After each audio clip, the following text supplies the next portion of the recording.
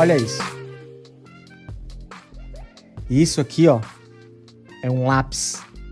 Olá pessoas, aqui é o Barba e eu não tenho um computador tradicional. Não foi escolha minha, foi algo que acabou acontecendo. Hoje eu vou contar pra vocês como eu consegui publicar os últimos 20 vídeos desse canal e também como eu acordo todos os dias pra trabalhar, criar conteúdo, gerenciar a minha empresa usando apenas o iPad Pro de 2018. E principalmente tentar responder aquelas perguntas que sempre se repetem na minha inbox. Dá pra trabalhar só com o iPad? É melhor um iPad ou um notebook? Qual software você usa? Dá pra usar monitor externo, etc, etc, etc. Sobe a vinheta.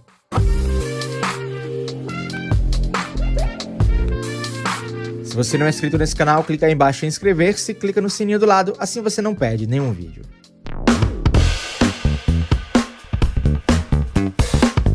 Eu uso o iPad há literalmente 10 anos, mas foi a terceira geração do iPad Pro, que é essa que você tá vendo aí, que mudou tudo pra mim quando a Apple introduziu a porta USB-C. Na verdade, essa é uma das duas grandes mudanças que a gente vai falar aqui, né? A primeira, porta USB-C. Por quê? Os acessórios com USB-C são muito mais baratos. Eu vou tirar como exemplo esse hub, inclusive. Ele tem USB-C, vai no iPad, e aí ele tem uma saída HDMI, 3 portas USB-A, uma porta Ethernet para cabo de rede de internet, outra USB-C para carga, do outro lado um SD card e um leitor de mini SD. E eu posso usar isso tudo ao mesmo tempo. Vai o HDMI para o meu monitor, vai um dongle do meu teclado wireless, vai um dongle, vai outro USB-A com a minha interface de áudio, que está bem ali, e aí ela envia o áudio todo do iPad para os meus monitores da Edifier. Enfim, é uma porta USB-C que ela se comporta exatamente como se comportaria num notebook. E a segunda grande mudança não é em hardware, é em software. O iPad OS. A primeira versão do iPad OS de 2 anos atrás trouxe gerenciamento de arquivos, uma nova abordagem para o multitarefa e principalmente o suporte a mouse. Além do mouse, o iPadOS suporta um trackpad, sendo que esse é sim o melhor companheiro de um iPad. Ele funciona exatamente como ele funcionaria no MacBook, com multigestos e tudo mais. E eu não estou falando aqui só de um ponteirinho de um mouse, não. A experiência é diferente. O comportamento desse cursor é meio que magnético. Você passa pelos menus e ele vai meio que sendo sugado ou se ajustando. Por isso que eu digo que é diferente. É diferente de um mouse num MacBook, de um mouse num Windows, de um mouse num tablet Android. A Apple meio que repensou a forma que você usa o ponteiro no iPadOS. Personalizar a tela inicial do iPad também ficou bem melhor. Não é aquela maravilha toda porque ainda é um iOS, né? Mas os widgets ajudam muito. Eu uso praticamente todos que eu tenho disponível. Calendário, clima, relógio, músicas, séries. Dá para deixar tudo bem fácil de acessar. Mas o widget que eu mais gosto e o que é o mais útil para mim é o do app Arquivos. E aí eu tenho que parar aqui para enaltecer esse aplicativo Arquivos. Se você nunca viu esse app, eu vou mostrar para vocês qual é a experiência, né, qual é o meu ambiente de trabalho quando eu acordo todos os dias e venho para essa mesa trabalhar no iPad. Ao abrir, você encontra todos os arquivos e pastas locais do seu iPad. E essas pastas, vários aplicativos podem criar, né? Mas eu mesmo criei essa pasta Barba Sou Eu e Download Local, que são os downloads que vêm lá do Safari. Aqui no menu lateral você tem os apps recentes, tem os compartilhados pelo iCloud, tem os apps locais, né? Tem a minha pasta iCloud, aí tá tudo na nuvem aqui, né? Também tem o Google Drive, eu posso acessar o meu Google Drive e aí ele fica organizado exatamente como tá aqui, em pastas, em arquivos e tal. O mesmo Google Drive que eu acessaria pelo Safari ou pelo Chrome. Você tem essa visualização em lista, mas você também pode visualizar em ícones, tá? Mas eu gosto muito dessa visualização em lista. E você acessa como se fosse um navegador de arquivos num desktop. E, inclusive, você tem essa visualização aqui, ó, em colunas. E aí é bem interessante, porque você consegue ver mais informações dos próprios arquivos. Aqui, ó, eu visualizo em colunas, já abre aqui uma coluna nova. Eu vou aqui em uma semana Galaxy Flip 3, material. E aqui as fotos que foram pro vídeo, ó. E aí aqui eu já consigo ver informações, metadados, né, da imagem. Eu consigo ver, inclusive, qual o smartphone em específico, né, que tirou essa foto. Ele também consegue abrir outras instâncias, né, do próprio aplicativo. Então você tem aqui, aliás, aqui em cima, né, no multitarefa, você pode abrir uma janela lateral. E pode, inclusive, usar outros apps. Eu posso abrir um arquivos em um Twitter, um arquivos em um YouTube, arquivos em um LumaFusion, mas eu vou abrir outro arquivos aqui, deixo ele lateral, né? Inclusive, eu visualizo dessa forma para passar os arquivos dessa câmera. Eu termino de filmar, e aí eu coloco o SD card num hub desse e vou passando os arquivos, né, nessa visualização aqui, só arrastando e colando. E aqui eu consigo abrir duas instâncias separadas, ó. Eu consigo aqui abrir outra janela e fica aqui, ó, duas janelas que eu consigo trabalhar, né, jogando os arquivos. Esse é o meu ambiente de trabalho todos os dias, né, usando esse iPad. E agora vamos falar de aplicativo, né? Vamos falar de trabalho mesmo. O Safari do iPad, ele se comporta como um Safari de desktop.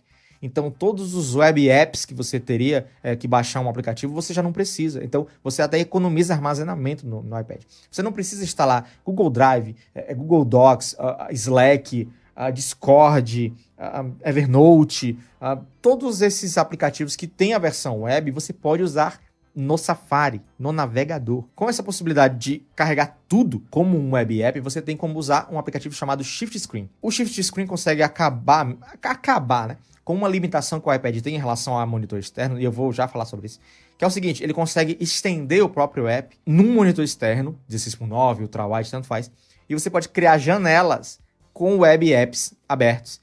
E como é que ele consegue fazer isso se o iPad em si ele não tem esse suporte ao monitor 16:9? Sabe quando você abre uma apresentação de PowerPoint e você consegue jogar o slide para um monitor e você controla no seu notebook, por exemplo? É basicamente isso. Mas ele não está espelhando mesmo o iPad em si, porque quando você pluga um monitor, na verdade o iPad envia uma imagem apenas 4:3 e pronto. Não tem aquele suporte a estender a tela ou a usar mais monitores, não tem. Não é esse comportamento que a gente tem como num notebook. Não é. Para edição de vídeo, eu encontrei o LumaFusion. Muitos de vocês já conhecem, né? Eu já falo bastante sobre ele, já mostro bastante ele nos meus stories. Não tem nada em dispositivo móvel que se compare a esse app para edição de vídeo. Tudo que eu faço nesse canal, o LumaFusion dá conta. Não é à toa que eu editei 20 vídeos seguidos apenas com o LumaFusion. E eu não tenho plano de parar de usar. Não tenho. Que, inclusive, é o aplicativo mais fácil para editar e exportar um vídeo em HDR Dolby Vision. Na verdade, é o único que eu sei usar para exportar HDR Dolby Vision até o momento. É lógico que ele tem as limitações dele, né? Qualquer software profissional de desktop funciona muito melhor, né? Tem muito mais funções, é muito mais difícil de usar, inclusive. Mas o LumaFusion, para o meu conteúdo, para o que eu faço aqui no YouTube, dá conta perfeitamente. Cortar, colar, editar áudio, né? Ele consegue remover ruído, estabilizar a imagem, correção de cor. Tudo do básico para um YouTube, para um canal de YouTube, ele consegue fazer. Títulos e tudo mais. Para edição de imagem, né?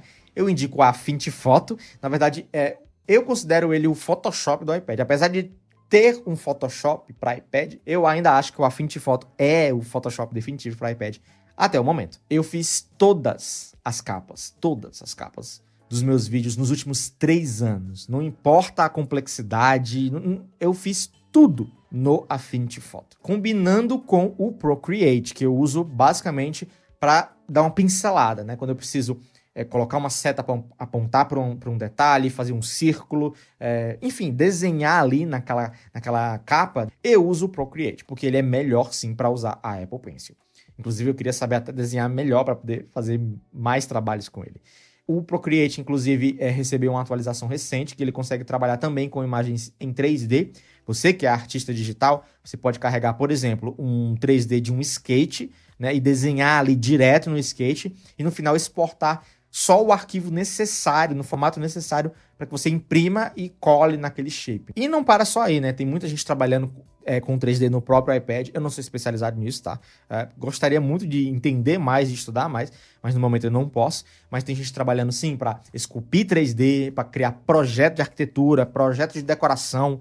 Já dá para trabalhar dessa forma, sim, da mesma forma que você faria num computador, e você ainda tem a vantagem de meter a mão, né, na tela, virar, girar, esculpir mesmo com as mãos. Já para edição de fotografia, né, RAW, eu ainda acho que o Lightroom é imbatível, né, e principalmente com a atualização mais recente, que eu fiz até um vídeo sobre isso, né, das máscaras e tudo mais. eu ainda acho ele imbatível, apesar do Affinity Photo sim editar RAW. A gente também tem o Darkroom, tem opções no mercado, mas o Lightroom para mim ainda é o meu favorito e eu não me vejo usando outro app tão cedo, principalmente porque eu sou assinante da Adobe. E para edição de áudio, de podcast, dá para utilizar o GarageBand, que é o software, basicamente é a ilha de edição de música, né? O software que eu mais uso para me expressar musicalmente.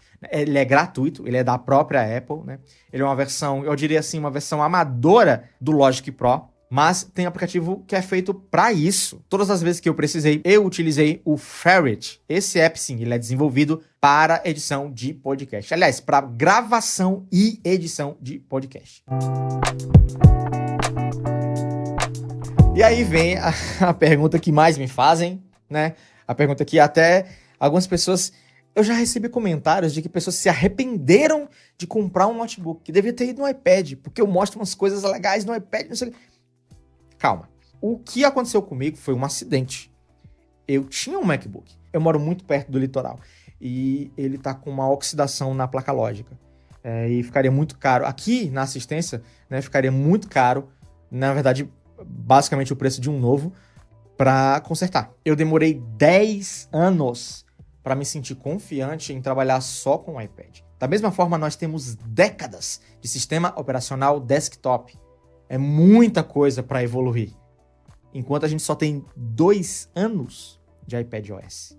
A balança tá muito desigual. Então, dá para trabalhar? Tá. Mas ao mesmo tempo, tudo que esse cara aqui faz, o notebook faz. Mas ele, pelo menos, tem a espessura de um lápis, como eu mostrei no começo do vídeo. Não tem ventoinha, não faz barulho, não esquenta no colo. Enfim, Barba, se eu tivesse condições, eu teria os dois. Eu teria um novo MacBook com M1 Pro, M1 Max, sei lá, e um iPad Pro M1. Eu teria os dois.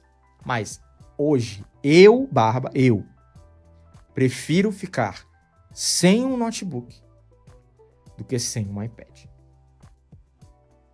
Muito obrigado por ter assistido até aqui e até o próximo vídeo. Tchau!